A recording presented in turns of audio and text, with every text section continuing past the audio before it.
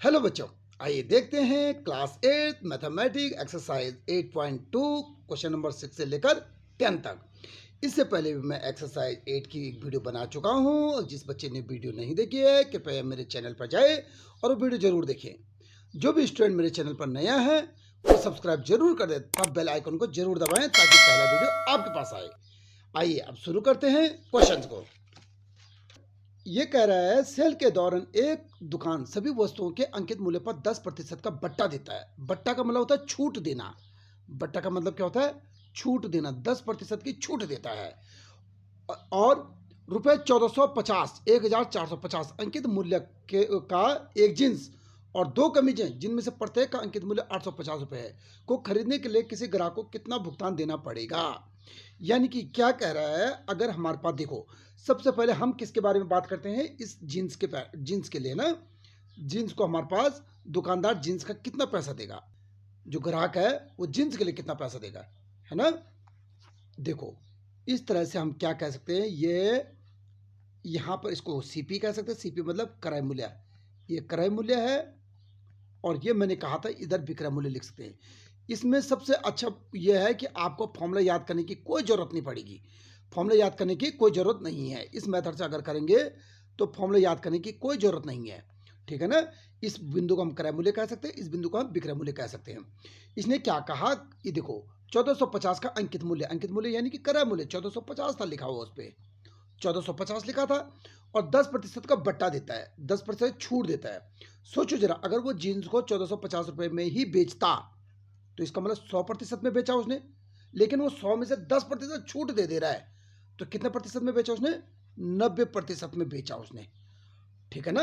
90% में बेचा, इसका मतलब इसका विक्रय मूल्य क्या रहा होगा? एक्स। अब निकालते जरा इन दोनों की मल्टीप्लाई, मैंने यही कहा था इन दोनों की मल्टीप्लाई हमेशा इसके बराबर आता है। इसका मतलब ये हुआ जीन्स का विक्रय मूल्य क्या हुआ, जीन्स यानी कि जीन्स को कितने में बेचा उसने, दुकानदार ने, यहाँ देखिए 1450 आया और इंटू 90%। इसका मतलब ये देखो हमारे पास 1450 आया यहाँ से, इंटू हमारे पास 90 आया और प्रतिशत का मतलब 1/100। नीचे 2 जीरो है, ये 2 जीरो, ऊपर 2 जीरो, 1 जीरो ये, 1 जीरो काट दो उनको, तो यानी कि ये बराबर क्या है? एक्स। तो ये 9 से जब गुणा करेंगे तो क्या आएगा? 9 पंजे 45 का 5, कैरी लगा 4, 9 चौको 36 और 4, 36 से 4 40 का 0, कैरी लगा 4, 9 9 4 13, 1305 रुपए की तो उसने जीन्स दी है, ठीक है चीज। यानी ये जीन्स कितने की दी दुकानदार ने? 1305 रुपए की। यानी वो जो ग्राहक आ रखा था, ग्राहक ने एक जीन्स का 1305 रुपए दिया और साथ में ये कहता है कि दो कमीजें भी जिसमें प्रत्येक का मूल्य 850 था, तो एक कमीज को कितने में दिया होगा उसने? देखिए जरा, कमीज के बारे में बात करते हैं। इस तरह से अगर मैं ये कहूँ, एक कमीज का, ये कमीज का क्रय मूल्य यहाँ रहा होगा, ये कमीज का ये क्रय मूल्य रहा होगा, क्रय मूल्य ये विक्रय रहा होगा, ठीक है चीज। कमीज का क्रय मूल्य 850 रुपये था, 850 रुपये। ये 10% की छूट दी कमीज पर भी, यानी कि 10% की छूट दी, तो कितने में दिया? यानी 90% में कमीज को दिया, ठीक है चीज। एक कमीज की बात कर रहे हैं, एक कमीज की बात कर रहे हैं, दो के बारे में तो बात देख लेंगे। अब यहां से देखिए, हम ये कह सकते हैं 850 हुआ, 850 इंटू 90% और बराबर ये वाई मान सकते हैं इसको, विक्रय मूल्य को इसको वाई मान ले। यानी कि ये बना 850 बना इंटू 90 बना और इंटू 1/100 और बराबर वाई, ठीक है ना। ये 2 जीरो, देखो ये 2 जीरो यहाँ ऊपर कट गया, तो यानी कि 9 पंजे 45 का 5, कैरी लगा 4 और 9 अट्ठा 72, 72 4 76, यानी कि वाई। ये एक कमीज को इतने में खरीदता है, एक कमीज में ग्राहक क्या इतने में खरीदता है, तो दो कमीज को कितने में खरीदेगा? तो दो कमीज को खरीदेगा, हमारे पास दो कमीज खरीदेगा ना। थोड़ा इसको मिटा दे, यहां देखते हैं, थोड़ा मिटा लेते हैं ना। अब आप लिख सकते हैं एक कमीज का, देखो एक कमीज का मूल्य ना, कमीज का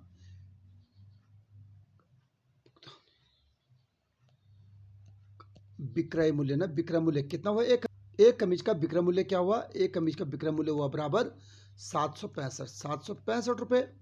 तो दो कमीज का विक्रय मूल्य, इसने दो कमीज खरीदना, तो दो कमीज का विक्रय मूल्य, दो कमीज का विक्रय मूल्य क्या हुआ होगा? देखो जरा, दो कमीज का विक्रय मूल्य हुआ होगा, यानी ये हुआ 765 इंटू 2। कहने का मतलब 2 5 10 का 0, कैरी लगा 1, 2 6 12 1 13 का 3, कैरी लगा 1, 2 14 1 15, यानी 1530 की तो इसने 2 कमीजें खरीदी और 1305 रुपए की इसने एक पैंट खरीदी, एक जींस खरीदी। किसने? इस ग्राहक ने। ठीक है, ये क्वेश्चन क्या आंसर, क्वेश्चन क्या पूछा? खरीदने ग्राहक को कितना भुगतान देना पड़ेगा। आप लिखेंगे ग्राहक को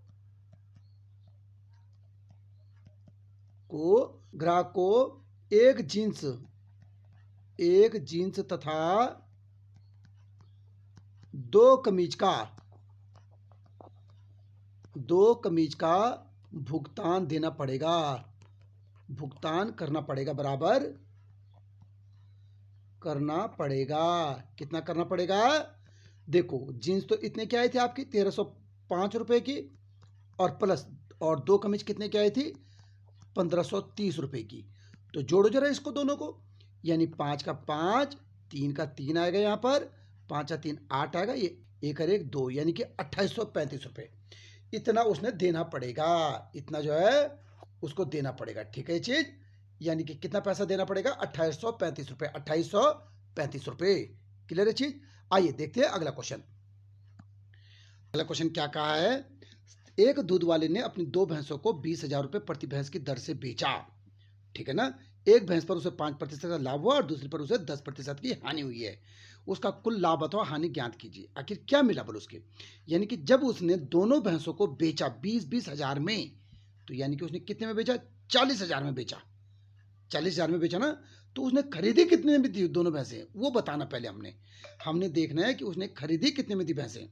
तो इसको देखो, करने का तरीका क्या है। देखो फिर से हमारे पास ना, ये हमारे पास जो है सीपी कहते हैं, यानी क्रय मूल्य, ये क्रय कहते हैं, और इसको कहते हैं विक्रय। क्या कहते हैं? विक्रय। हम एक भैंस का देख रहे हैं पहले। 20,000 रुपए में उसने बेची, वो 20,000 रुपए में 20,000 रुपए में बेची, तो खरीदी कितने में थी? उसने एक्स में खरीदी थी। और क्या बोला? इस भैंस पर उसे क्या हुआ? 5% का लाभ हुआ। ये भैंस को जब उसने बेचा तो उसे कितने का लाभ हुआ? 5% का लाभ, है ना? तो मैंने आपको पहले भी कहा था, जब भी प्रतिशत की बात है, प्रतिशत लाइन के ऊपर लिखना है, और ये मेथड सबसे आसान मेथड है। इस मेथड में ना आपको फॉर्मूला याद करना है, न किसी चीज़ के बारे में सीपी और एसपी के बारे में सोचने की जरूरत है। ठीक है ना? 5% का लाभ, लाभ का मतलब 100 से ज़्यादा, अपने आप में 100% होता है, 100 से ज़्यादा 5% लाभ, यानी कि 100 में 5 और जोड़ो तो 105% ये लाभ हुआ उसको। तो अब ये देखो, इन दोनों की गुणा बराबर ये, इन दोनों की गुणा बराबर ये आता है, x इंटू 105% का मतलब 1/100, और बराबर क्या हुआ? 20,000। ये आया। क्लियर है चीज?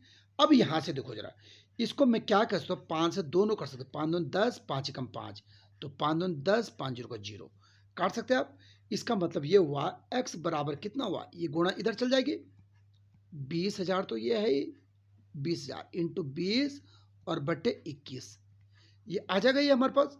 यानी कि हमारे पास इसको कितना कहेंगे, या अगर मैं करूं, यानी कि इसको क्या कह सकते हैं? x इक्वल टू, देखो इसकी गुणा यहाँ कर दो, 2 दूनी 4 हुआ, और जीरो कितने हुए? 1 2 3 4, एक 5 जीरो, 1 2 3 4 और 5 जीरो बट्टे 21, यानी पहली भैंस तो उसने इतने में खरीदी थी। क्लियर है चीज? अब दूसरी भैंस के बारे में बात करते हैं, वो कितने में खरीदी थी उसने, है ना? यानी कि अगर मैं यहाँ देखूं, इसको मैं कहूँ, एक लाइन खींच दूँ फिर से, और ये सीपी कर दूँ, इसे कहूँ क्रय, और इसको कह दूं विक्रय। इसको क्या कह दूं? विक्रय कह दूं। तो खरीदी कितने में थी भैंस उसने? इसने 20, इसने खरीदी कितने में थी? है खरीदी का नहीं पता, बेची कितने में? इसको 20,000 रुपए में बेचा, लेकिन इसको 10% का नुकसान हुआ, 10% की हानि हो गई, यानी कि 10% यानी 90% में बेचा इसने इसको, तो यानी कि वाई में खरीदा था इसने, ऐसे कह सकते हैं, है ना? तो ये देखो, इन दोनों का जोड़ हमेशा इसके बराबर होना चाहिए। तो यानी कि y इंटू 90, और प्रतिशत का मतलब 1/100, और इक्वल टू 20,000। ठीक है ये चीज? यानी कि इस जीरो से जीरो कटा। अब क्या कह सकते हैं? इस 10 की गुणा ऊपर हो जाएगी, यानी कि 9 इंटू वाई बराबर आया, 10 की गुणा उधर होगी तो 4 एक 5 जीरो हो जाएंगे, 1 2 3 4 5 जीरो, और y बराबर कितना आएगा? ये देखो, 1 2 3 4 5 जीरो बटे 9, इतना आ जाएगा। इसका मतलब ये इतने में खरीदी थी इसने भैंस। ठीक है चीज? अब यानी कि इसने ये भैंस इतने में खरीदी थी पहले, और दूसरी इतने में खरीदी थी। दोनों को जोड़ो जरा, दोनों कितने में खरीदी थी? दोनों भैंसों की कुल कीमत क्या थी? हम लिख लेते हैं यहाँ पर, दोनों दूध वाले के द्वारा दोनों भैंसों को खरीदा गया था ना। क्या लिखे हम? दोनों भैंसों को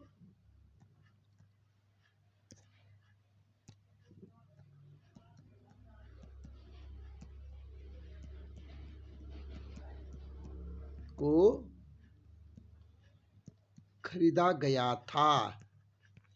कितने में खरीदा गया था? देखो जरा, ये हमारे पास ये 1 2 3 4 5 0, 1 2 3 4 5 0 बटे 21 कर देंगे, और प्लस हमारे पास 2 और 2 4 5 0, 1 2 3 4 5 0 बटे 9 कह सकते हैं आप इसे। अब हमने इन दोनों को 21, इसको भी 21 बनाओ, तो दोनों को बराबर बनाओ, एक जैसे कैसे बनेंगे? दोनों 63 कर देना, एलसीएम क्या है? 63 आ रहा है। इन दोनों का एलसीएम क्या आ रहा है? 63, 63। इन दोनों का एलसीएम क्या है? 63 आ रहा है। तो 63 कैसे बनेगा? इसको अगर मैं 63 बनाने के लिए 3 से गुणा कर दूं, और ऊपर भी 3 से गुणा करनी पड़ेगी। इसको मैं अगर 63 बनाने 9 7 7 से, ऊपर भी 7 से गुणा करनी पड़ेगी। कर सकते हैं ना? तो क्या बनेगा? ये देखो, 9 4 3 12 बन जाएगा ये, और 1 2 3 4 5 0, और प्लस हमारे पास यहाँ देखो ये क्या बनेगा? 7 दूनी 14 बन जाएगा, और 1 2 3 4 5 0, और बटे कितना आएगा? 63 बन जाएगा। ये बन जाएगा 63। यानी कि अब कितना हो रहा है? ये जोड़ो जरा, 14 और 12 कितना होता है हमारे पास? 14 और 12 होता है 26। ये आया 26, 1 2 3 4 5 0 बटे 63। अब जब 63 से भाग देंगे, तो क्या आएगा? जब 63 से भाग देंगे तो ये आ रहा है हमारे पास। इसका मतलब क्या हो रहा है? इसका मतलब हो रहा है 41,269, 41,269.2.84 इतना आ रहा है ना? ये आ रहा है। ठीक है चीज, इतना अब हमारे पास ये आ रहा है। देखिए जरा अब क्या बना।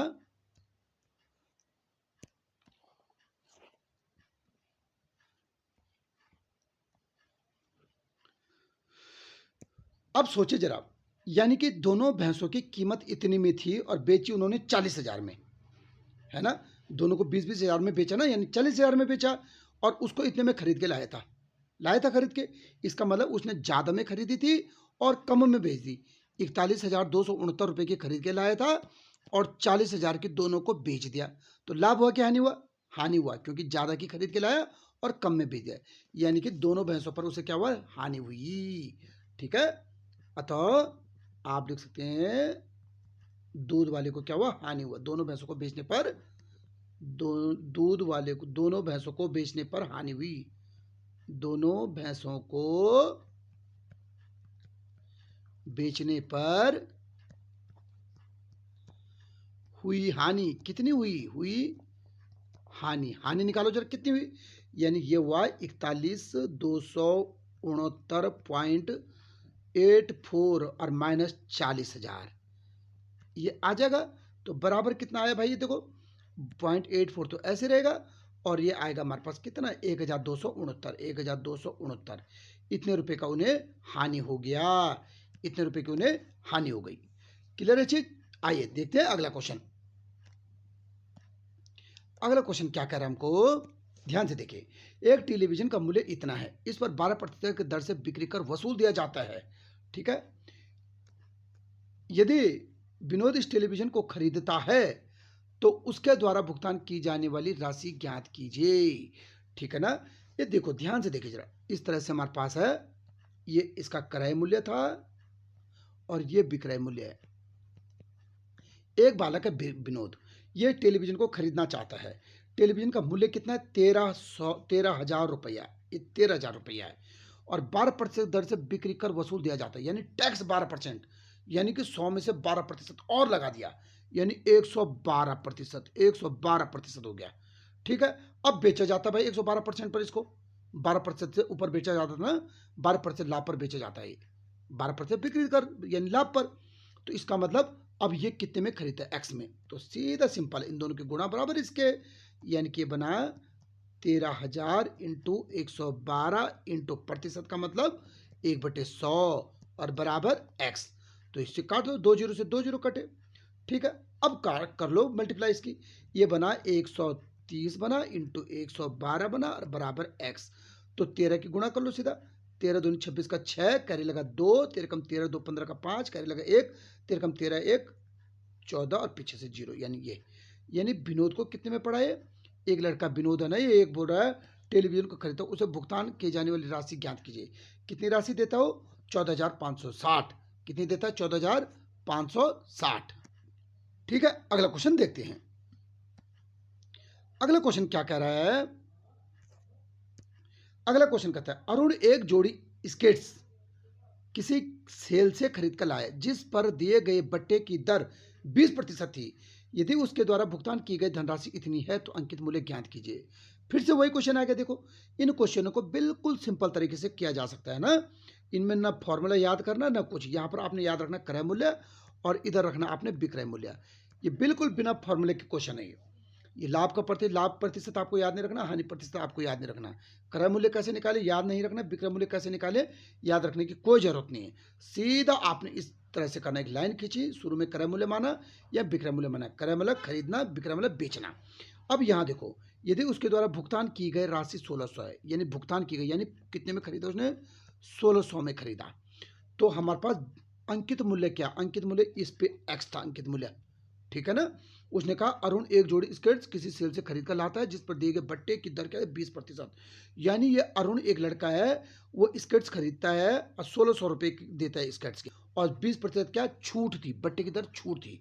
तो अपने आप में 100% होता है, तो 20% छूट थी, यानी कि ये कितने में ला है इसको? 80% में। 20% छूट रही होगी ना, तो 80%। तो ये सीधा मल्टीप्लाई करो इसके बराबर, x इंटू 80 इंटू 1/100। 1/100 मतलब प्रतिशत का मतलब 1/100 इक्वल टू 1600। इस जीरो से ये जीरो कटा। अब यहां से देखो जरा, हम क्या कह सकते हैं? हम सीधा सीधा ये कह सकते हैं कि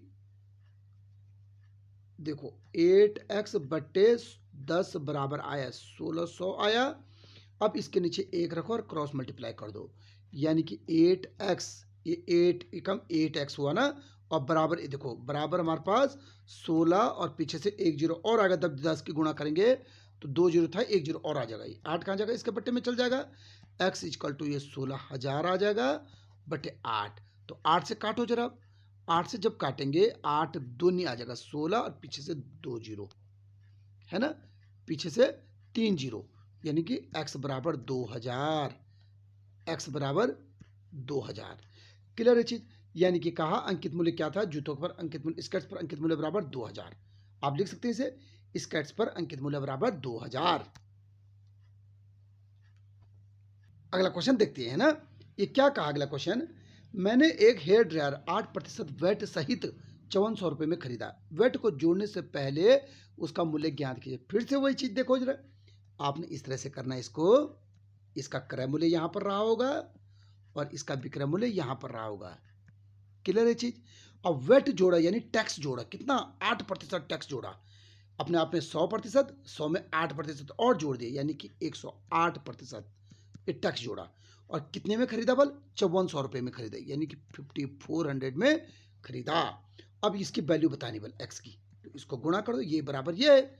सीधा सिंपल सा तरीका है, एक्स इंटू 108 और इंटू एक्स प्रतिशत का मतलब 1/100 बराबर 54, इतना आया। क्लियर है चीज? कर सकते हैं। अब हम इसको काटते जरा, देखो 2 से 50 बार काटो इसको और 2 से इसको 54 बार काटो। काट दे 54 बार, यानी कि अब काटने की जरूरत नहीं। देखो ये आया 54x बटे 50 आया और बराबर हमारे पास 5400 आया। ठीक है, इसके नीचे एक रखो और इसकी क्रॉस मल्टीप्लाई कर दो, यानी कि ये बना 54x आया, 54 एकम 54 आया और बराबर इसकी गुणा यहाँ, यानी कि ये बना 5400 बना और इंटू क्या बना? 50 बना। ठीक है जी, ये 55 का जाएगा इसके बट्टे में जाएगा। x बराबर ये बना 5400 बना इंटू 50 बना और बटे 54 आया। इस 54 से 100 बार कट गया, ये कट गया। तो यानी कि x बराबर क्या बना? ये x बराबर बना 50 और 2 जीरो पीछे से, यानी 5000। कितना हुआ? 5000। ठीक है ये चीज। तो उम्मीद है आपको वीडियो पसंद आई होगी। तो उम्मीद करता हूँ सब्सक्राइब करोगे, लाइक करोगे और अपने दोस्तों को ज़रूर शेयर करोगे। Thank you. मिलते हैं अगली वीडियो में जल्द से जल्द।